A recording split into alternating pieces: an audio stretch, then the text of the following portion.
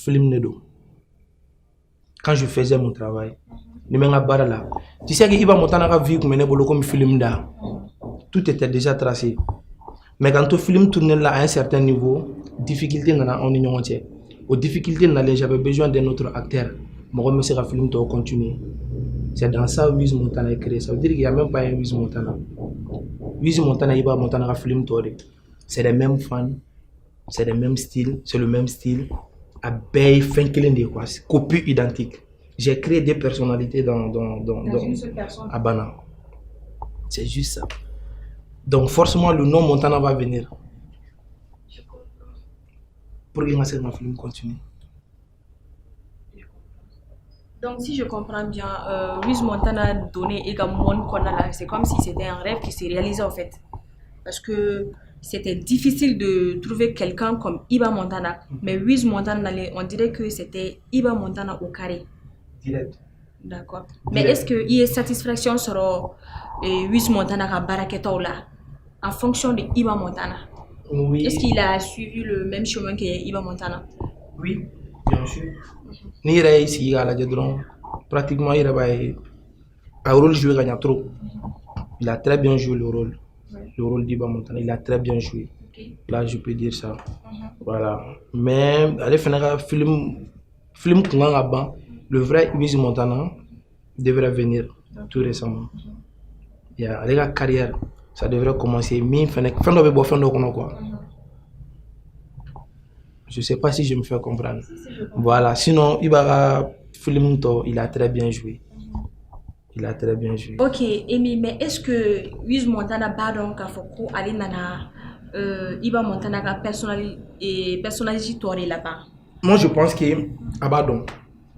Parce que depuis que je suis flow, déjà, un frère qui est Modogo Sati, lui il m'a appelé avec insisté avec moi, il me montre que j'ai une copie identique de Iba Montana ici. Donc, à qui veut faire un M3 musique de là, on me fait des baragues, on me fait des gars. Donc, le nom Montana, ça parle, ça dit quelque chose. Un, de deux, oui, c'est le style Minké, c'est le même style, il va style c'est pareil, tu vois. Et quand tu prends aussi les fans, il va sur Wiz Montana fan 100%, il va sur 98%, il va Montana fan, tu vois. Il y a vraiment. Donc, ça veut dire qu'il y a trop, Wiz Gang donc, ko il va link, il va sera comme ça en fait quoi. Voilà, 100%. Ok, et mes familiers sont là. Mais les artistes, comment nous faut ou la musique qu'on a là, est-ce que on va pratiquer en réalité? Est-ce que c'est ce qu'ils font en réalité ou est-ce que c'est ce qu'ils ont vécu en réalité? Bon, Tiffany. Oui. Les artistes sont mieux forts. Donc, le qu'on a là. Nous refusons. Nous avons un peu de là. Nous avons une communauté de représenter. Mais souvent ça arrive que tu sois propre style victimier. Il m'a dit maîtriser. Il a pas mis propre style victimier. Sinon ne be fait fier tant.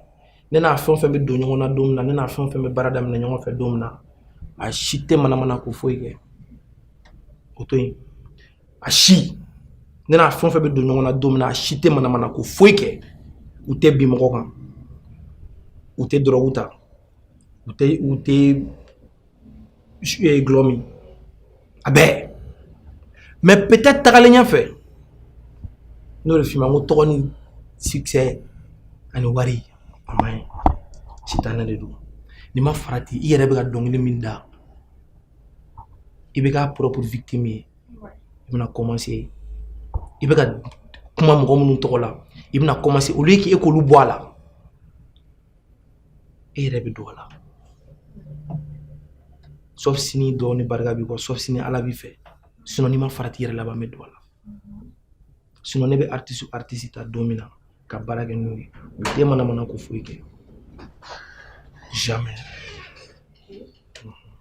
C'est ce qu'ils ont posé comme question en fait. Un fan d'aura question ta parce que olu bolo il y a artiste ou milieu mkonda là olu bolo emi benye fait parce que e de bɛ ɲɛfɛ e de b'u ɲɛfɛ olu ye u dɔn ni e de ka sababu ye donc olu bolo u bɛ ka style de vie min kɛ e de y'a ɲɛ yir'u la i bɛ taa sɔrɔ e de b'o kɛ n'u tugura e yɛrɛ kɔ donc an bɛ fɛ k'a dɔn si u bɛ style de vie min na nin wagati in na n'a sɔrɔ u y'a bɔ e de la. Ok ne ba n y'o de fɔ n ko ne b'u ta don min na o y'a sɔrɔ u tɛ ni si kɛ i y'a faamu n'an ko an bɛ kuma ne yɛrɛ kan personnellement a bɛ se ka kɛ n ye kojugu kɛ ka tɛmɛ a bɛ se ka kɛ n ye jugujuguyaw kɛ ka tɛmɛ mais ne ni denmisɛnnin ninnu bɛ don ɲɔgɔn na don min na alhamdulilayi i tɛ se k'i ɲɛsin kojugu dɔ ma ko ne bɛ nin kɛ o tɛ yen mais peut-être dans le passé ni n ka passé ta k'o fouetter i b'a sɔrɔ j'étais un peu casse-couille un vrai casse-couille voilà peut-être mais o ni bi cɛ ka jan ni bi cɛ ka jan donc k'a fɔ ko i bɛ ka min kɛ ou a bɛ ka dɔnkili min da ko parce que ko ne yɛrɛ de b'a jogo kɛ c'est faux et archi faux wa n'i ye ne suis artiste n'i ye ne suis n'i ye ne ka conseil lamɛn ko mɔgɔw y'o de fɔ ko ne de bɛ ɲɛfɛ très généralement Kami b'a ɲɛmɔgɔ de tɔn filɛ ne ba ni Kami tora k'a ɲɛmɔgɔ tɔn filɛ ka filɛ yɛrɛ tiɲɛ yɛrɛ la fo ka diɲɛ ban Kami den bɛ kɔfɛ a tɛ jigin dingɛ kɔnɔ k'a sɔrɔ Kami ɲɛmɔgɔ ma jigin dingɛ kɔnɔ donc n bɛ fɛ ka fɛn dɔ de f'i ye baara in kɔnɔ ka gɛlɛn n'o de f'i ye baara min se yɔrɔ la ne tɛ yen bilen o ne yɛrɛ ka ala deli yɛrɛ tɛ fana ne ka jɔ ɲɛfɛ k'a ye ayi ne bɛ fɛ dɔw de ka ye ni olu yera ne de bɛ baara kɛ k'u layɛlɛ fɛn dɔ sanfɛ k'u layɛlɛ sanfɛ parce que ne bɛ foli de ka ye wa ni y'olu ye diɲɛ kɔnɔ dɔrɔn i ye ne ka baara kɛlen quoi i ye ne ka entreprise ye quoi i ye M3 musique ye quoi i y'a faamu donc a ka ca ala fɛ n'i ye ne lamɛn ne ma f'i tɛ fili dɛ mais i ka fili bɛ dɔgɔya mais baara in kɔnɔna na a bɛ se niveau dɔ ma a ka gɛlɛn artiste k'i lamɛn a ka gɛlɛn ne ba a ka gɛlɛn parce que artiste bɛ se niveau dɔ la a bɛna k'a kɔnɔ k'a y'a bɛɛ dɔn e ni ne bɛ ka baara kɛ ne bɛ ka baaraw yir'i la ne bɛ k'i bila baara la étape par étape an bɛna se niveau dɔ la wari bɛna sen don an ka baara la ni wari y'a sen don baara la c'est vrai ko in bɛɛ kɔfɛ wari de b'a kɔfɛ mais wari kunfɔlɔnin bɛna sen don baara la o wari in ka dɔgɔ trop a ka teli ka artiste ɲagami mais Alahu Taala barika la bon a tɛ se ka ne ɲagami ko bɛ yen i y'a faamu donc ni o wari nin nana ni ɲagamina dɔrɔn a bɛ kɛ kɔnɔ ko baara banna quoi sisan aw tun bɛ baara la wari fɛn min kama o de ye wari ye nali daminɛ wari ye sɔrɔli daminɛ donc o waati sisan hakilina wɛrɛw bɛ na i kunkolo la a bɛ k'i kɔnɔ k'i tilala quoi donc o y'i bolo sisan hali ni mɔgɔ wɛrɛ tɛ yen hali ni Emi tɛ yen n bɛ se ka n ka ko continuer parce que n yɛrɛ ye wari sɔrɔ cogo dɔn ka ban i bɛ wari sɔrɔ i kɔni bɛna wari sɔrɔ mais peut-être a tɛ kɛ wari mɛta ye i bɛna carrière min kɛ peut-être a tɛ kɛ carrière mɛta ye mais en réalité comme i ka carrière kɔfɛ tu ignores ça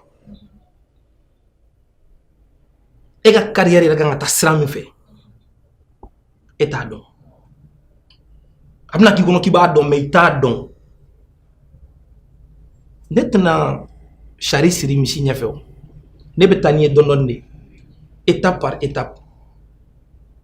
Mais est-ce que o wagati min na e b'a essayer ka i ni ka artiste ko n'u hakili yira ɲɔgɔn na top modèle dɔ la bon ne ba ko kana se ka sira bila ne mɔgɔ wɛrɛ ne bolo mɔgɔ wɛrɛ dusu fagalen tɛ bi ka ne bɔ a tɛ yen parce que a bɛ ne kunkolo la wa o fana de ye tiɲɛ dɛ ko ne bɛ kodɔn ka tɛmɛ n ka artiste kan n tɛ kodɔn ni bɛɛ ye dɛ n tɛ se ka kodɔn ni mɔgɔ bɛɛ ye dɛ diɲɛ kɔnɔ fo ka o tɛ dɛ mais n ye den minnu lamɔ n bɛ kodɔn n'u ye quoi je parle en connaissance de cause n bɛ diɲɛ dɔn n'u ye n ye diɲɛ faamuya n'u ye n ye diɲɛ dɔn u ɲɛ quoi n ye diɲɛ faamuya u ɲɛ sur tous les plans juguman fara hɛrɛ kan a bɛɛ la n ye diɲɛ dɔn u ɲɛ quoi lamɛnbagaw ka hakɛ to kuma n'a fɔcogo de don kuma dɔw bɛna togoya dɔ la n'i m'a fɔ o fɔcogo la a tɛ faamuya i y'a faamu ne ka artiste tɛ yen ko ne tɛ artiste min lasigi ka kuma i ye fo n bɛ segin a tɛ yen saraka t'o la o tɛ yen quoi parce que ne b'a dɔn i bɛ fili quoi ne b'a dɔn fɛn min b'i kan i n'a tɛ fila ye donc ne b'a essayer k'i la faamuya diyagoya i bɛ dimi 100 de don ne la i bɛ ko 100 de kɛ ne la ne tɛ kuma parce que n b'a dɔn i t'i yɛrɛ ma n b'a essayer k'i la faamuya mais à un certain niveau n b'a essayer de i dan de. D'accord, Emi Fabiani sɔrɔ la question dɔ b'an bolo kolo bɛ question in na dɔɔni. Halisa wa. Awɔ. Wagati dɔ la an y'a mɛn ko i ni Iba Montana bilala ɲɔgɔn na. il est 8 Montana fait de ɲɔgɔn na y'o fɛnɛ mais il va Montana temps ko ina bla la ɲɔgɔn na kɔfɛ a tilala ka segin ɲɔgɔn ma mais kɔfɛ a tilala ka taa tugun donc on aimerait savoir mun bɛ aw ni ɲɔgɔn cɛ en réalité en fait. Ne ba bɛ fɛ ka n bila kuma la dɛ. Donne pas. Ok, mais cɛbakɔrɔ n'i y'a décidé ka kuma cɛbakɔrɔ tɛ kuma bɛɛ. Peut-être ni ne siɲɛ fɔlɔ ka kuma n b'a ɲini Alahu Taala fɛ min ni kuma ɲɔgɔnnaw ye a ka dan ni kelen ma n kana bɔ ka kuma ko fila kɛ mais n bɛ bɔ n bɛ kuma n b'a dɔn fan dɔw bɛ dimi a bɛ diya dɔw ye mais n bɛ yafa deli u bɛɛ fɛ i y'a faamu mais je pense qu'il est grand temps n ka bɔ fɛnɛ fan dɔw bɛ ka demander mɔgɔ caman bɛ ka demander n ka bɔ n ka fɛn dɔ f'u ye u k'a dɔn u k'o fɛn faamu une bonne fois pour tout bɛɛ ka lafiya. I y'a faamu comme n y'o de fɔ ko ni tiɲɛ i da di nkalon bɛ s'a la i ko ne ni Iba Montana kɛlɛ la à un moment après an tilala ka ja effectivement siɲɛ fɔlɔ ne ni Iba ka difficulté min donna ne ni Iba Montana ni ɲɔgɔn cɛ bon je peux dire que kun tɛ o la cogo di an ye baara daminɛ baara sera niveau dɔ la bon a n'a jɛɲɔgɔnw a y'a ye ko u bɛ se ka ne to yen sisan ka taa baara kɛ yɔrɔ wɛrɛ la sinon k'a fɔ ko kɛlɛ de kɛra Iba ye ko dɔ de kɛ n na siɲɛ fɔlɔ la a ye ko dɔ de kɛ ne la o tɛ yen ou bien ko ne ye ko dɔ de k'a la o tɛ yen an tora diya 12 de la ne balila k'a ye a ye ne bila a ye studio bila a ye ne bila hali ne y'a wele a tɛ appel ta a taara donc o temps kɔnɔna na u taara studio wɛrɛ la u taara production kɛ ani a ka mɔgɔ dɔw bon après production ma k'u sago ye bon ani olu minnu fana tun bɛ jɛ la ani olu kɛlɛla a kɛra problème ye donc un jour seulement a nana ne nɔfɛ studio kɔnɔ ka ne wele ko n ka kuma i y'a faamu donc kumana mais waati y'a sɔrɔ a mɛnna a ma dɔnkili bɔ mɔgɔ yɛrɛ bɛɛ kun ko a binna a mɛnna a ma dɔnkili bɔ donc a ye ne wele n bɔra kɛnɛma studio kɔnɔ an taara da dingɛ kɛrɛfɛla la on a échangé et j'ai compris que a ye min kɛ a nimisara a ye min kɛ a y'a dɔn ko a ye erreur kɛ là a bɛ fɛ ka na ni kuma dɔ ye comme si a bɛ fɛ ka hakɛto deli kɛ là j'ai compris j'ai pas voulu que a ka don fo olu de tɛ kɔnɔ j'ai compris déjà que dusukun kɔnɔ n y'a dɔn min bɛ ka ban et je pense que c'est pas la peine